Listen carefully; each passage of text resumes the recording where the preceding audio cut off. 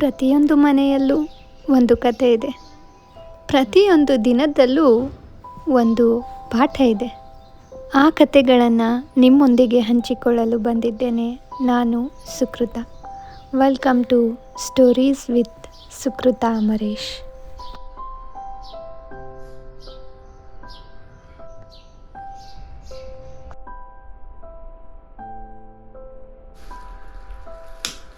ನಮಸ್ಕಾರ ರೀ. ನಮಗೆ ಒಂದೊಂದು ಸಲ ಯಾರಾದರೂ ಕೆಲ್ಸಕ್ಕೆ ಹೋಗೋ ಹೆಣ್ಮಕ್ಳನ್ನ ನೋಡಿದಾಗ ಅವ್ರದ್ದೇ ಎಷ್ಟು ಚಲೋ ಅಲ್ಲ, ಸಂಬಳ ತರ್ತಾರ, ಅವ್ರ ಖರ್ಚು ಅವ್ರು ನೋಡ್ಕೋತಾರ ಅಂತ ಅನಿಸ್ತದೆ.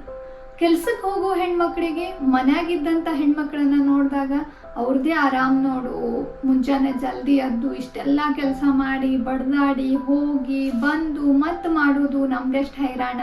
ಅವ್ರು ಯಾವತ್ತೂ ಮನ್ಯಾಗಿರ್ತಾರ, ಮಕ್ಕಳ ಜೊತೆ ಇರ್ತಾರ, ಗಂಡನ ಜೊತೆ ಇರ್ತಾರ, ಅವ್ರದ್ದೇ ಬದುಕು ಚಂದಲ್ಲ ಅಂತ ಅನ್ನಿಸ್ತದೆ. ಆಮೇಲೆ ಸೋಷಿಯಲ್ ಮೀಡಿಯಾದಾಗ ಸ್ಕ್ರೋಲ್ ಮಾಡ್ತಿರ್ಬೇಕಾದ್ರೆ ಇನ್ನೊಬ್ಬರ ಬದುಕಿನ ಕೆಲವು ಚಿತ್ರಗಳನ್ನು ನೋಡಿದಾಗ ಅವ್ರೆಷ್ಟು ಆರಾಮದಾರ, ನನ್ನ ಲೈಫ್ ಯಾಕೆ ಹಂಗಿಲ್ಲ ಅಂತ ಅನ್ನಿಸ್ತದೆ. ನಿಮಗೂ ಹಂಗೆ ಅನ್ಸದೇನ್ರಿ? ನನಗೂ ಅವಾಗ ಅನ್ನಿಸ್ತಿತ್ತು, ಆದರೆ ಈಗ ಅನ್ಸೋದಿಲ್ಲ. ಈಗ ಒಂದು ಸತ್ಯ ನನಗೆ ಅರ್ಥ ಆಗ್ಯದ, ಎಲ್ಲರ ಬದುಕು ವಿಭಿನ್ನವಾಗಿರ್ತದ. ಆಮೇಲೆ ನಮ್ಮನ್ನ ನಾವು ಯಾವಾಗ ಇನ್ನೊಬ್ಬರ ಜೊತೆ ಹೋಲಿಕೆ ಮಾಡ್ಕೊಳ್ಳಿಕ್ಕೆ ಆರಂಭ ಮಾಡ್ತೀವಿ, ಅವತ್ತಿಗೆ ನಮ್ಮ ಬದುಕಿನ ಸಂತೋಷ ಕಮ್ಮಿ ಆಕ್ಕೊಂತ ಹೋಗ್ತದ. ನಮ್ಮ ಬದುಕಿನ ಬಗ್ಗೆ ನಮಗೆ ಕೃತಜ್ಞತೆ ಇರಬೇಕು, ನಮ್ಮ ಬದುಕನ್ನು ನಾವು ಪ್ರೀತಿಸ್ಬೇಕು. ಯಾರ ಬದುಕಿನೊಟ್ಟಿಗೂ ನಮ್ಮ ಬದುಕನ್ನು ಕಂಪೇರ್ ಮಾಡ್ಕೋಬಾರ್ದು.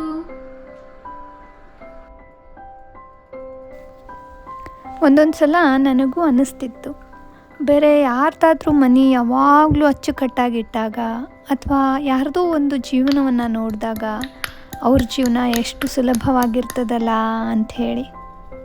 ಆದ್ರೆ ನಂತರ ತಿಳಿತು, ನಾವು ನೋಡೋದು ಅವರ ಬದುಕಿನ ಕೇವಲ ಕೆಲವು ಸಣ್ಣ ಭಾಗಗಳನ್ನು ಮಾತ್ರ ಅಂಥೇಳಿ.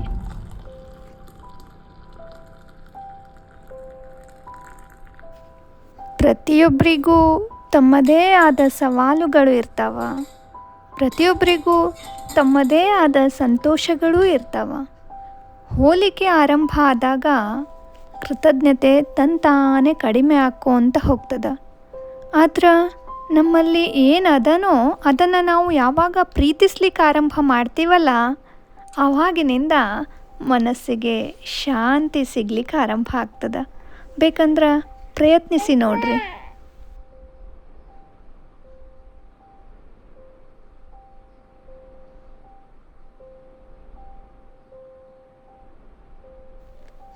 ನೆನಪಿರಲಿ, ಇವತ್ತು ನಾವು ಬದುಕುತ್ತಿರುವ, ಕೆಲವೊಮ್ಮೆ ನಾವೇ ಜಿಗುಪ್ಸೆ ಪಡುವಂಥ ನಮ್ಮ ಈ ಬದುಕು ಅದೆಷ್ಟೋ ಜನರ ಕನಸಾಗಿರ್ತದೆ.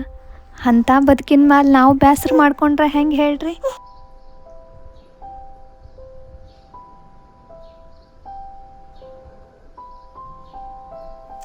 ನಮ್ಮ ಮನೆ ದೊಡ್ಡದಾಗಿರಬೇಕು ಅಂತ ಇಲ್ಲ, ನಮ್ಮ ಜೀವನ ಎಲ್ಲರ ಜೀವನದ ಹಂಗೆ ಇರಬೇಕು ಅಂತ ಮೊದಲೇ ಇಲ್ಲ. ನಾವು ನಮ್ಮದೇ ರೀತಿಯೊಳಗೆ ಬದುಕಲಿಕ್ಕತ್ತೀವಲ್ಲ ಅನ್ನೋದೊಂದು ಸಾಕು.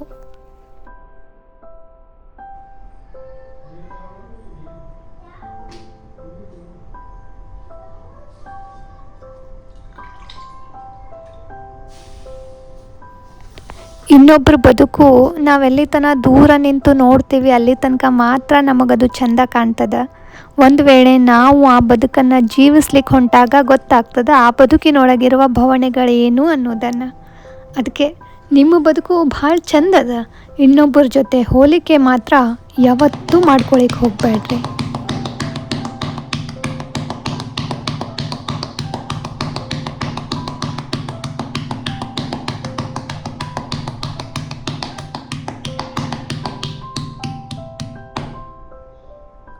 ಈ ಹೋಲಿಕೆ ಅನ್ನೋದು ನಮ್ಮ ಬದುಕಿನ ಸಂತೋಷವನ್ನ ಕಸ್ಕೊಂಡ್ಬಿಡ್ತದೆ.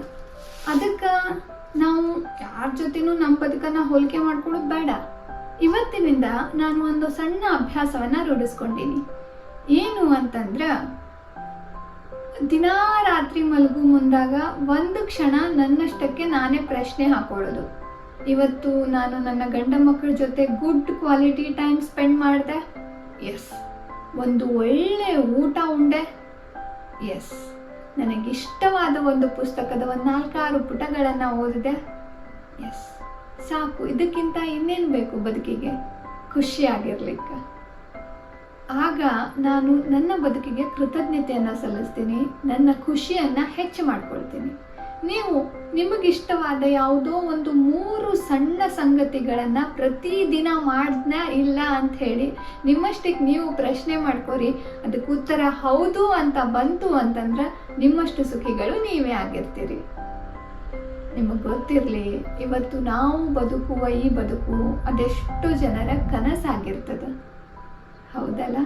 ಇಷ್ಟೊಳ್ಳೆ ಬದುಕನ್ನು ಕೊಟ್ಟಂಥ ಭಗವಂತನಿಗೆ ದಿನಾರಾತ್ರಿ ಒಂದು ಥ್ಯಾಂಕ್ ಯು ಹೇಳೋದ್ರಾಗ ತಪ್ಪೇನದ?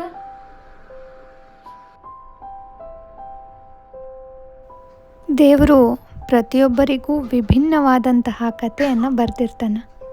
ನಿಮ್ಮ ಕಥೆಯೂ ಚಂದವೇ.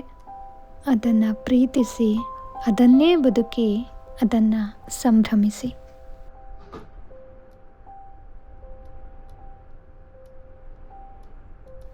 ಒಂದು ಪ್ರಶ್ನೆ, ನೀವು ಯಾವಾಗಲಾದರೂ ನಿಮ್ಮನ್ನು ಇನ್ನೊಬ್ಬರ ಜೊತೆ ಹೋಲಿಕೆ ಮಾಡ್ಕೊಂಡಿದ್ರಾ? ಅದರಿಂದ ಏನು ಕಲಿತ್ರಿ? ಅದನ್ನು ಕಮೆಂಟ್ ಮಾಡಿರಿ.